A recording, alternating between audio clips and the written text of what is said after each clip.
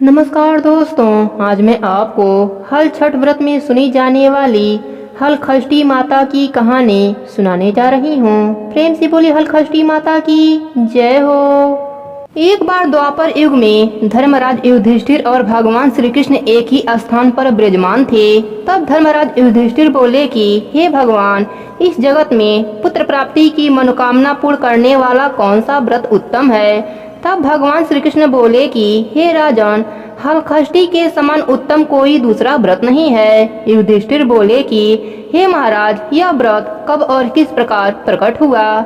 श्री कृष्ण भगवान बोले कि हे राजन, मथुरापुरी में एक राजा कंस था। सुर नर मुनि सब उसके अधीन थे। राजा कंस की बहन का नाम देवकी था। जब वह विवाह योग्य हुई तब कंस ने उसका विवाह वासुदेव के साथ करा दिया। जब वह विदा होकर ससुराल जा रही थी तभी एक आकाशवाणी हुई कि हे कंस, जिस देवकी को तू प्रेम से विदा कर रहा है उसी के गर्भ से उत्पन्न 8वें बालक द्वारा तेरी मृत्यु होगी। यह सुनकर कंस ने क्रोध में भरकर देवकी और वासुदेव को बंदी बना लिया और जेल खाने में डाल दिया। समय बीतने के साथ देवकी के पुत्र पैदा हुए। कंस एक एक करके सभी को मारता जाता। इस प्रकार जब देवकी के 6 पुत्र मारे गए तो एक दिन देवलोक से महामुनि नारद देवकी से मिलने जेल खाने में पहुँचे और उसे दुखी देखकर कारण पूछा। देवकी ने रोते हुए सारा हाल बताया। तब नारद जी ने कहा कि हे बेटी, दुखी मत हो, तुम श्रद्धा और भक्ति पूर्वक हलखष्टी माता का व्रत करो, जिससे तुम्हारे सारे दुख दूर हो जाएंगे। तब देवकी ने माता की महिमा पूछा। नारद जी बोले कि देवकी, मैं तुम्हें एक पुरातन कथा सुनाता हूँ, ध्यान से सुनो। बहुत समय पूर्व चंद्रवृत नगर में एक प्रतापी राजा था, जिसका एक ही पुत्र था। राजा ने नगर के समीप एक तालाब खुदवाया था, परंतु उनमें जल नहीं रहता था।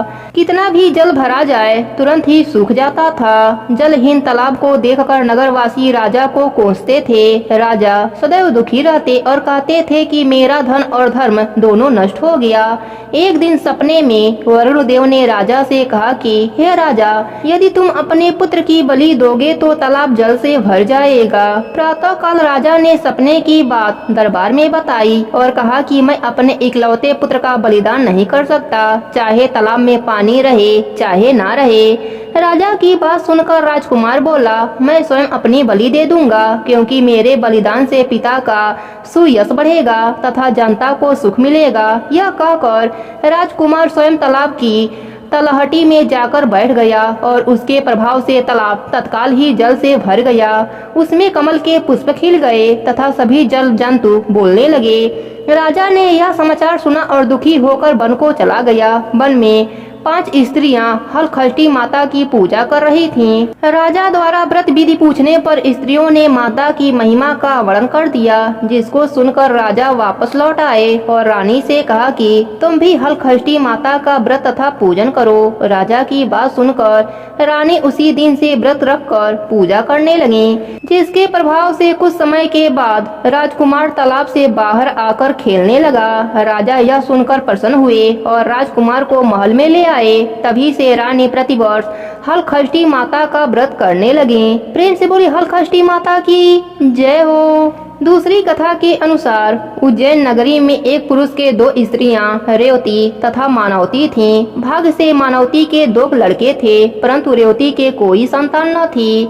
साउथ के 2 लड़कों को देखकर वह हमेशा ईर्ष्या से जला करती थी।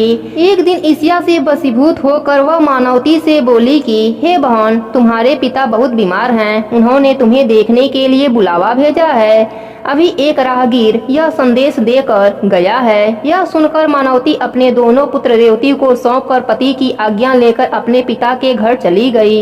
इधर रेवती ने साउथ के दोनों लड़कों को मारकर गांव के बाहर जंगल में फेंक दिया। उधर मानवती पिता को सकुशल देखकर चकित हुई और अनिष्ट की आशंका से वापस लौटने लगी। तब मानवती की माता बोली कि हे बेटी, आज हलखष्टी माता का व्रत है, अतः आज मत जाओ। बात सुनकर मानवती ने व्रत रखकर शाम को हलखष्टी माता का पूजन किया और प्रार्थना की कि हे माता, मेरे बच्चों को संकट से बचाए रखना तथा दीर्घायु करना। दूसरे दिन वह माता पिता को प्रणाम करके अपने घर को चली। गांव के बाहर अपने दोनों बच्चों को खेलता देखकर सोचने लगी कि मेरे बच्चों को यहाँ कौन लाया। तब बच्चों ने कहा कि हमें तो बेमाता रेवती ने मारकर यहाँ फेंक दिया था। सायंकाल देवी माता आकर हमें जीवन दान दे गई हैं। इसे हलखष्टी माता की कृपा मानकर मानवती माता का गुणगान करती हुई अपने घर को आई। गांव की सभी स्त्रियां सुनकर आश्चर्य करने लगीं और उसी दिन से सभी हलखष्टी माता का पूजन तथा व्रत करने लगी। प्रेम से बोली हलखष्टी माता की जय हो। तीसरी कथा के अनुसार दक्षिण दिशा के एक सुंदर नगर में एक धनवान ग्वाला रहता था। उसकी पत्नी अत्यंत चालाक तथा कंजूस थी। अपने 5 पुत्रों के साथ वह सुख से रहती थी। एक समय हलखष्टी के दिन वह ग्वालियन गाय के दही को भैंस का दही बताकर सारा दही बेच आई, जबकि इस दिन भैंस का दही लेने का विधान है। इसके इस पाप से 5 पुत्र मर गए। तब ग्वालियन माथा पटक पटक कर रोने लगी। इतने में उसकी एक पड़ोसन ने आकर उसका हाल चाल पूछा। उसने रोते हुए सारी बात बताई। तब वह बोली कि हे ग्वालिन, तुम तुरंत सभी के घर जाकर वह दही वापस लेकर भैंस का दही देकर आओ। यह सुनकर ग्वालिन सभी के घर जाकर वह दही वापस लेकर भैंस का दही देकर आई, जिससे हलखष्टी माता का कोप शांत हो गया और उनकी कृपा से ग्वालिन के 5 पुत्र जीवित हो गए। वह ग्वालन भी उस दिन से हलखष्टी माता का व्रत तथा पूजा करने लगी। अतः अब उसका जीवन सुखमय से व्यतीत होने लगा। प्रेम से बोली हलखष्टी माता की जय हो।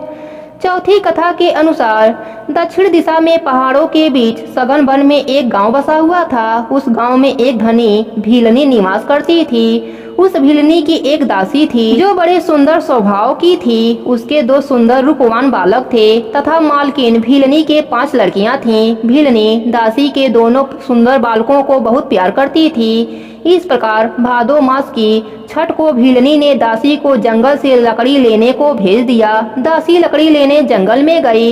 इधर उसके बच्चों का गांव के लड़कों से झगड़ा हो गया और उन्होंने दासी के बच्चों को मार डाला। भीलनी ने दुखी होकर उन्हें गांव के बाहर ले जाकर जला दिया और उनकी अस्थियां लेकर घर आई। उधर दासी वन से लकड़ियां लेकर वापस चली तो नदी के किनारे मुनि के आश्रम में 5 स्त्रियों को पूजा करते देखकर उसने उन स्त्रियों के साथ बड़े प्रेम से माता की पूजा की और अपने बच्चों के कल्याण के लिए माता से प्रार्थना की। उसने माता के इस व्रत को सदा करने का संकल्प लिया। जब वह लकड़ी लेकर वापस चली तो गांव के समीप पहुंचकर देखती है कि उसके दोनों बच्चे खेल रहे हैं। उसने दोनों बच्चों को प्रेम से गोदी में उठा लिया और अपने घर ले आई। मालकिन भीलनी ने यह देखकर चकित होकर पूछा। तब दासी ने माता के व्रत तथा पूजा का सब हाल का सुनाया। माता के व्रत का प्रभाव देखकर मालकिन ने भी व्रत करने का संकल्प लिया और सुखी हो गई। प्रेम से बोली हलखष्टी माता की जय हो। 5वीं कथा के अनुसार दक्षिण दिशा में एक अति सुंदर नगर था। उस नगर में एक धनवान बनिया रहता था। उसकी पत्नी बहुत उत्तम स्वभाव वाली थी, किंतु उसके पूर्व जन्म के पाप के कारण उसके 6 पुत्र हुए, परंतु एक भी जीवित न रहे। इससे दुखी होकर वह वन में चली गई। वन में उसे एक तपस्वी मुनि मिले। वैश्य की पत्नी रोती हुई मुनि के चरणों में गिर पड़ी और मुनि के पूछने पर अपने दुख का कारण बताया। मुनिराज ने ध्यान लगाकर उसके बालक को वरुण, कुबेर, इंद्रलोक में खोजा, परंतु बालक न मिले। तब वह समाधि लगाकर ब्रह्मलोक गए। वहाँ वह बालक दिखाई दिया। मुनि ने कहा, हे बालक, तुम्हारे वियोग में तुम्हारी माता मृत्युलोक में तड़प रही है, इसलिए तुम मेरे साथ चलो। यह सुनकर बालक बोला, हे मुनिराज, मैं कई बार गया और वापस आया हूँ। अब गर्भ के दुख से मैं दुखी हूँ, अतः अब मैं नहीं जाऊँगा। मुनिराज ने उसे बहुत समझाया, परंतु वह तैयार न हुआ और मुनिराज से बोला, उनसे कहना कि वह मुझे पाने के लिए हलखष्टी माता का व्रत करें और व्रत के प्रभाव से मेरे उत्पन्न होने पर मेरी पीठ पर पोता से प्रहार करें, तो इस क्रिया से मैं दीर्घायु हो जाऊंगा। यह सुनते ही मुनि की समाध खुल गई और उन्होंने सामने बैठी वैश्य पत्नी को पुत्र का संदेश का सुनाया। वह संतुष्ट होकर घर वापस आई और समय आने पर हलखष्टी व्रत किया। पुत्र रत्न उत्पन्न होने पर उसने पूजा के अंत में बालक की पीठ पर पोता मारा, जिसके प्रभाव से वह दीर्घायु हो गया। अब वह वणिक पत्नी सदैव हलखष्टी माता के व्रत करने का संकल्प लेकर सुख पूर्वक जीवन व्यतीत करने लगी। प्रेम से बोली हलखष्टी माता की जय हो। 6वीं कथा के अनुसार प्राचीन काल में सुभद्र नामक एक राजा था। उसकी पत्नी का नाम सुअड़ा था। उसके हस्ती नामक एक प्रतापी पुत्र था, जिसने अपने नाम से हस्तिनापुर बनाई थी। एक दिन राजा का लड़का अपनी धाई के साथ गंगा स्नान को गया। वहाँ उसे एक गाय ने निगल लिया। यह सुनकर सुअड़ा अत्यंत दुखी हुई और उसने क्रोध में धाती के पुत्र को भाड़ की धधकती अग्नि में डलवा दिया। धाती पुत्र शोक में निर्जन वन में जाकर एक शिव मंदिर में जाकर शिव पार्वती तथा गणेश जी की उपासना करने लगी। वह प्रतिदिन दृढ़ धान तथा महुआ खाकर समय बिताती थी। व्रत के प्रभाव से भाद्रपद कृष्ण पक्ष के एक दिन उसका लड़का अग्नि से निकलकर आया। राजा रानी भाड़ से लड़के को जीवित निकलते देखकर आश्चर्य करते हुए पंडितों से उसके जीवित निकलने का कारण पूछने लगे। तभी इस रहस्य को बताने के लिए शिव जी की आज्ञा से दुर्वासा ऋषि वहां आए। राजा रानी ने उनका स्वागत किया और लड़के के जीवित निकलने का रहस्य पूछा। दुर्वासा ऋषि बोले, हे राजन, इस धात्री ने वन में नियम पूर्वक श्रद्धा से शंकर भगवान, पार्वती, गणेश तथा स्वामी कार्तिकेय का पूजन किया है। इसके प्रभाव से ही इसका लड़का जीवित हो गया था। आप भी यह व्रत किया करें। राजा रानी दुर्वासा ऋषि को विदा करके धात्री पुत्र के पास गए। उन्हें वहाँ कुश पर बैठे पलाश के नीचे शिव जी का पूजन करते देखा तो उसे अपनी माँ धाती से मिला दिया। धाती ने राजा को बताया कि आपसे भयभीत होकर जिस दिन से मैं वन को गई थी, तब से केवल वायु भ्रमण करते हुए शंकर जी, पार्वती माता, गणेश जी तथा कार्तिकेय के पूजन में लगी रहती थी। एक दिन रात्रि में शिव जी ने सपने में कहा कि तुम्हारा लड़का जीवित है, क्योंकि तूने श्रद्धा सहित व्रत पूजन किया है। तुम्हारी रानी भी इस व्रत को करे तो उनका लड़का भी मिल जाएगा तथा उसके और भी लड़के होंगे। यह सुनकर राजा रानी ने श्रद्धा भक्ति सहित इस व्रत को किया, जिसके प्रभाव से राजा का लड़का गाय के मुंह से जीवित निकल आया। फिर व्रत के प्रभाव से राजा के और भी पुत्र हुए और उसके राज्य में सुख शांति हो गई। उसके राज्य में अनावृष्टि, दुर्भिक्षी, महामारी सदा के लिए समाप्त हो गई।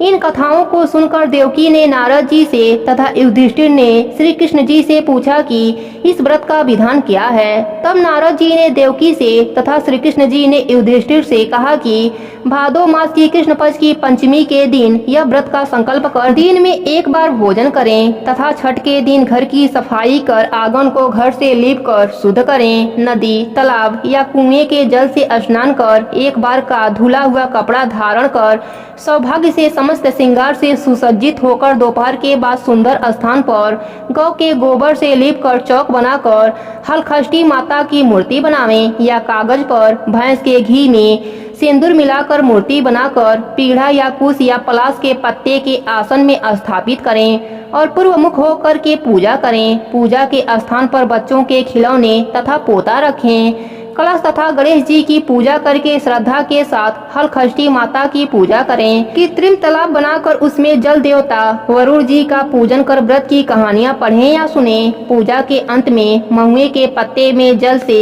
उपजे धान का प्रयोग करें, भोजन करें। उस दिन खेत या हल की चली हुई धरती पर न जाएं। इस विधि से जो भी नारी व्रत करेंगी उसकी समस्त मनोकामनाएं पूर्ण होंगी तथा उसका जीवन सुखमय होगा। व्यास जी के अनुसार इस व्रत के प्रभाव से ही देवकी ने श्री कृष्ण को पाया तथा युधिष्ठिर और द्रौपदी ने व्रत की महिमा सुनकर बहु उत्तरा के साथ व्रत किया, जिसके प्रभाव से उत्तरा के गर्भ से मरा हुआ बालक जीवित पाया, जिसका नाम परीक्षित पड़ा। इस विधान से जो भी नारी यह व्रत करेंगी उसकी देवकी तथा द्रौपदी के समान सभी मनोकामनाएं पूर्ण हो जाएंगी। हे हलखष्टी माता, अपने सभी भक्तों पर अपनी कृपा बनाए रखना। प्रेम से बोले हलखष्टी माता की जय हो। सातवीं कथा के अनुसार प्राचीन काल में एक ग्वालिन थी। उसका प्रसव काल अत्यंत ही निकट था। एक ओर वह प्रसव से व्याकुल थी तो दूसरी ओर उसका मन दूध दही बेचने में लगा हुआ था। उसने सोचा कि यदि प्रसव हो गया तो दूध दही यूं ही पड़ा रह जाएगा। यह सोचकर उसने दूध दही के घड़े सिर पर रखे और बेचने के लिए चल दी, किंतु कुछ दूर पहुंचने पर उसे असहनीय पीड़ा हुई। वह एक झरबेरी की ओर में चली गई और वहाँ पर एक बच्चे को जन्म दिया। वह बच्चे को वहीं छोड़कर पास के गांव में दूध दही बेचने चली गई। संयोग से उस दिन हल खष्टी थी। गाय भैंस के मिश्रित दूध को केवल भैंस का दूध बताकर उसने सीधे साधे गांव वालों में बेच दिया। इधर जिस झलबेरी के नीचे उसने बच्चे को छोड़ा था उसके समीप ही खेत में एक किसान हल जोत रहा था। अचानक उसके बैल भड़क उठे और हल का फल शरीर में घुसने से वह बालक मर गया। इस घटना से किसान बहुत दुखी हुआ, फिर भी उसने हिम्मत और धैर्य से काम लिया। उसने झलबेरी के कांटों से ही बच्चे के चिरे हुए पेट में टांके लगाए और वह उसे वहीं छोड़कर चला गया। कुछ देर के बाद ग्वालिन दूध बेचकर वहां आ पहुंची। बच्चे की ऐसी दशा देखकर उसे समझते देर न लगी कि यह सब उसके पाप की सजा है। वह सोचने लगी कि यदि मैंने झूठ बोलकर गाय का दूध न बेचा होता और गांव की स्त्रियों का धर्म भ्रष्ट न किया होता तो मेरे बच्चे की यह दशा न होती। अतः मुझे लौटकर सब बातें गांव वालों को बताकर प्रायश्चित करनी चाहिए। ऐसा निश्चय कर वह उस गांव में पहुंची जहां उसने दूध दही बेचा था। वह गली गली घूमकर अपनी करतूत और उसके फल स्वरूप मिले दंड का बखान करने लगी। तब स्त्रियों ने स्वधर्म रक्षार्थ और उस पर रहम खाकर उसे क्षमा कर दिया और आशीर्वाद दिया। बहुत सी स्त्रियों द्वारा आशीर्वाद लेकर जब वह पुनः झलबेरी के नीचे पहुंची तो यह देखकर आश्चर्यचकित रह गई कि वहां उसका पुत्र जीवित अवस्था में पड़ा है। तभी उसने स्वार्थ के लिए झूठ बोलने को ब्रह्म हत्या के समान समझा और कभी झूठ न बोलने का प्रण कर लिया। हे हल खष्टी माता, अपने सभी भक्तों पर अपनी कृपा बनाए रखना। प्रेम से बोली हल खष्टी माता की जय हो। अब सुनते हैं व्रत को पूर्ण करने वाले गणेश भगवान की कहानी। प्रेम से बोली गणेश भगवान की जय हो। एक समय की बात है, एक गांव में एक सेठ सेठानी रहते थे। वह बहुत धार्मिक प्रवृत्ति के थे। वह दोनों गणेश भगवान के अनन्य भक्त और जरूरतमंदों की सेवा में हमेशा तत्पर रहते थे। उनका बहुत बड़ा परिवार था, परंतु उनका कोई भी संतान न था। सारा परिवार उनसे बहुत प्यार करता था, पर कभी कभी कानाफूसी भी करते रहते थे कि सेठानी बांझ है। इस बात से दोनों बहुत दुखी रहते थे। एक समय की बात है कि सेठ सेठानी गणेश भगवान के मंदिर में पूजा कर रहे थे। पूजा करने के बाद वह मंदिर से बाहर आए कि मंदिर की सीढ़ी पर एक 4-5 साल का बच्चा बैठा रो रहा है। सेठ जी ने चारों तरफ देखा कि बच्चे की माता पिता कहीं आसपास होंगे, परंतु उन्हें कोई भी दिखाई नहीं दिया। वह उस बच्चे को पुजारी जी के पास लाए और बोले, बाबा, यह बच्चा अकेला है, इसके माँ बाप कहीं भी दिखाई नहीं दे रही हैं। शाम हुई तो पुजारी जी बोले, सेठ जी, आप इस बच्चे को घर ले जाइए। यदि कोई इस बच्चे को खोजता हुआ आएगा तो मैं उसे आपके घर भेज दूंगा। सेठ सेठानी खुशी खुशी उस बालक को अपने घर लाए। जब कई महीनों तक उस बालक को कोई भी लेने नहीं आया तो सेठानी ने उस बच्चे को गोद लेने का मन बना लिया और गांव के सरपंचों के सलाह से गोद ले लिया। उस बच्चे का नाम गणेशा रख दिया। ऐसे ही कई वर्ष बीत गए।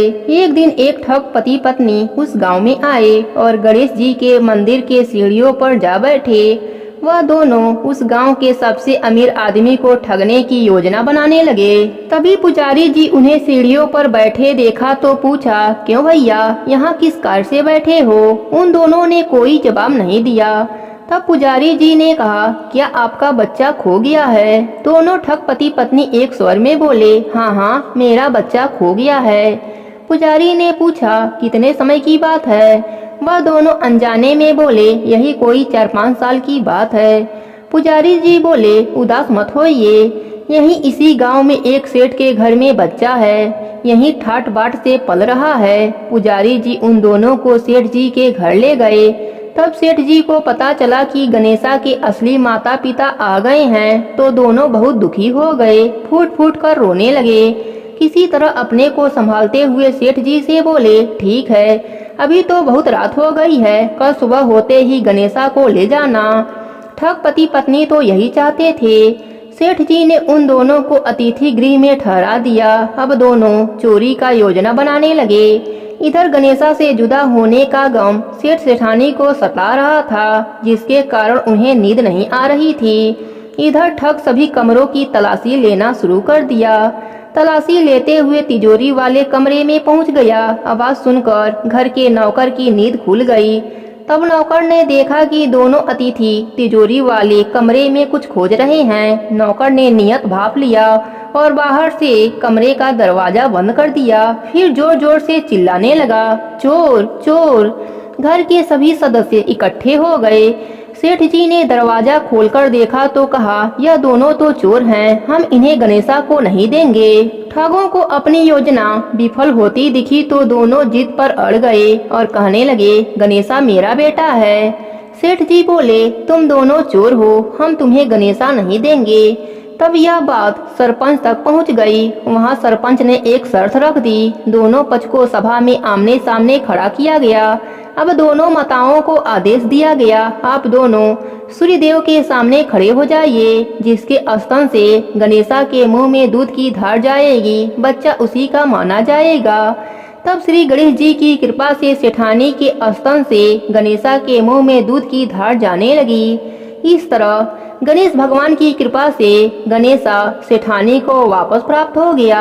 हे गणेश जी महाराज, जैसे आपने सेठ सेठानी को पुत्र दिया, वैसे ही अपने सभी भक्तों पर अपनी कृपा बनाए रखना। कहानी अधूरी हो तो पूरी करना, पूरी हो तो मान रखना, सबके व्रत को पूर्ण करना। प्रेम से बोले गणेश भगवान की जय हो, हलखष्टी माता की जय हो।